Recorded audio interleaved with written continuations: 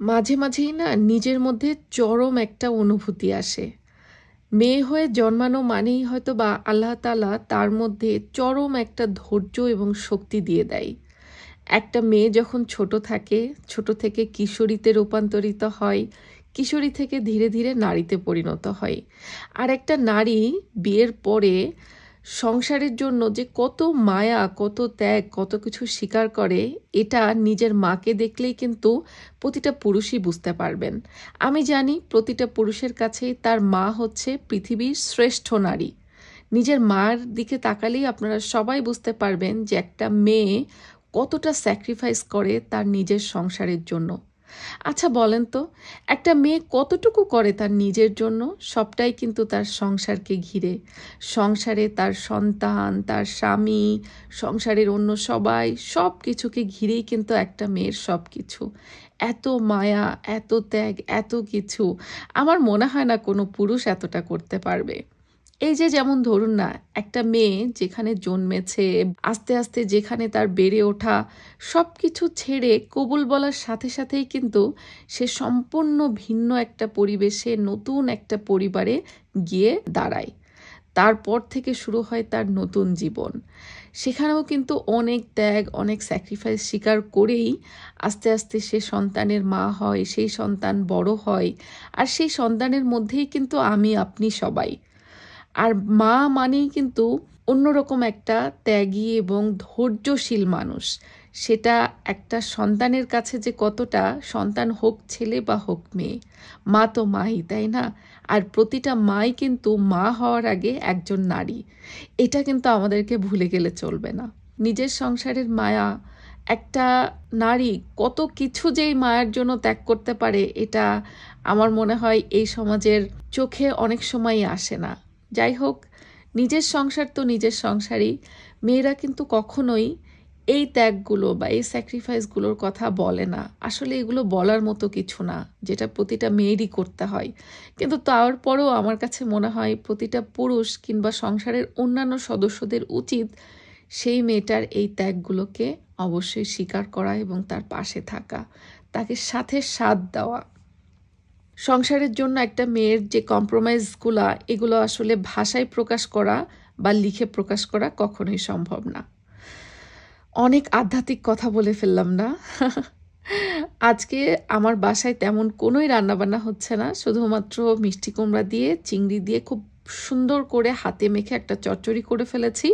মাঝে মাঝে তো এক তরকারি দিয়েও চলে যায়। তবে আমার সংসারে যে মানুষটা রয়েছে, সে কিন্তু খুবই সাপোর্টিভ।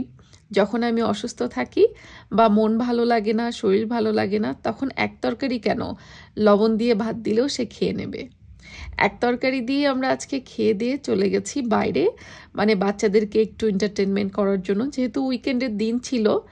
আর আমার বাচ্চাদের সাধারণত আমি চেষ্টা করি যখন উইকেন্ডের দিন থাকে, ওদের স্কুল থাকে না, নিজেদের কাজকর্ম ছুটি থাকে, তখন বাচ্চাদেরকে সাথে নিয়ে একটু বাইরে ঘোরাফেরা করতে। কারণ বিদেশ জীবনে বাচ্চারা আসলে এখানে খুবই বোরিং। এখানে ওদের বন্ধুবান্ধব তেমন কিছু নেই। স্কুলে যখন যাই, স্কুলের সহপাঠী আছে, কিন্তু আমরা ওই যে ছোটবেলায় খেলাধুলা করতাম না, যে স্কুল থেকে এসেও পাড়ায়, এলাকায় অনেক বন্ধুবান্ধব থাকতো, সহপাঠীদের সাথেও দেখা যাচ্ছে আশেপাশেই বাড়ি হতো, তাদের সাথে স্কুল থেকে এসেও খেলাধুলা হতো বিকেল বা সন্ধ্যা পর্যন্ত, বা কারেন্ট চলে গেলে সন্ধ্যার পরেও তো অনেক সময় আমরা খেলতে বেরোতাম। আমি জানি না এখন আর গ্রামে গঞ্জে ওই পলান্টুক খেলাগুলো হয় কিনা, তবে আমাদের বাচ্চারা কিন্তু ওগুলো থেকে একেবারেই বঞ্চিত। বিশেষত যারা বিদেশে বড় হচ্ছে, এইসব বাচ্চা কাচ্চা ওই জিনিসগুলো কি, এটা তো ওরা কখনোই বুঝবে না। তো ওদের জন্য আসলে বাবা মাই সব, বাবা মাকেই ওই পরিবেশটা তৈরি করতে হয় যেন বাচ্চারা একটু আনন্দিত হতে পারে, রিফ্রেশমেন্টের ব্যবস্থা করতে পারি। কারণ আশেপাশে কিন্তু এদের কোনোই বন্ধু বান্ধব নেই বা খেলার সাথী নেই। তো বাচ্চাদেরকে সাথে নিয়ে একটু কেনাকাটা করলাম। ওদের পছন্দের মিনিসোতে গিয়ে কিছু জিনিস কেনার পরে ওদেরকে বিকেলে নাস্তাও খাওয়ালাম, পছন্দের চিকেন উইংস। তারপরে এবার এসেছি নিজের জন্য কিছু কেনাকাটা করতে। ওই যে বললাম, নিজের জন্য মানে কিন্তু সংসারের জিনিসই। আমরা মেয়েরা সংসারের মায়ায় সব কিছু ত্যাগ করি। এই আমি কোনো এক সময় হাতে কিছু টাকা জমালেই কিন্তু নিজের জন্য মেকআপ কিনতাম, জামা কাপড় কিনতাম, মোট কথা নিজেকে সাজানোর জন্য যা যা লাগে তাই কিনতাম, যখন বাপের বাড়ি ছিলাম। আর বিয়ের পর থেকে আস্তে আস্তে আস্তে আস্তে এমন একটা মেন্টালিটি তৈরি হয়ে গেছে যে হাতে 2টা পয়সা জমলেই মনে হয় সংসারের কিছু কিনি, হয়তো বা বাজারের কিছু কন্ট্রিবিউট করি, নয়তো সংসারের কোনো থালাবাটি হাঁটি করি থেকে শুরু করে ঘর সাজানোর কোনো জিনিস কিনি। এসবই এখন আমাদের যেন সব কিছু। আমার মনে হয় প্রতিটা মেয়েই তাই, হাতে 2টা পয়সা জমলেই চলে যায় আমরা সংসারের কিছু কিনতে।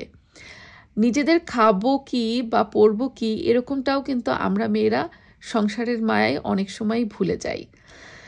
তো আজকে আমি এসেছি টিকে ম্যাক্সে। টিকে ম্যাক্সে অনেক কিছুই কিন্তু বিভিন্ন ব্র্যান্ডের জিনিস কম দামে পাওয়া যায়, আর এখানে সব কিছুই বেশিরভাগ সময় দেখা যায় অফারে চলে। এটা মনে হলো আমার কাছে কাঁচা কলার চিপস। আচ্ছা বলেন তো এটা কিসের চিপস ছিল?